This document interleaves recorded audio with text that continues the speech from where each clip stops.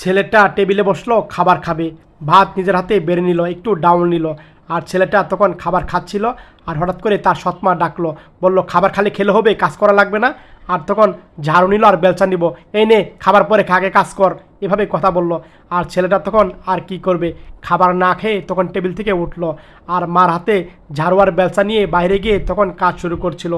আর ছেলেটা কান্না করছিল। এক পর্যায়ে ঝাড়ু দেওয়া শেষ, হাত পা ধুয়ে আবার খাবার টেবিলে আসলো, আর খাবারটা আবার খাবে। আর তখন খাবার এক নলা মুখে দিবে, সৎমা বলল, কিরে খাবার আবার খাওয়া শুরু করেছিস, এই কাপড় চোপড় কে ধুবে, যা কাপড় চোপড় ধু, পরে খা, এভাবে কথা বলল। আর সৎমা তার জুটো খাবারটা নিয়ে ফেলে দিল, আর খালি প্লেটটা টেবিল উপরে রাখলো। ছেলে কামকাজ শেষ করে হাত ধুয়ে আবার আসলো, বাকি খাবারগুলা ছেলে খাবে। আর টেবিলে বসতেই দেখতে পেল তার খাবারগুলা নেই, আর অবাক হয়ে গেল কে খাবার নিল। পাতিলে দেখে ভাতও নেই, তরকারিও নেই। ছেলেটা তখন মন খারাপ করলো, আর তখন কান্না করলো। ভালো লাগলে শেয়ার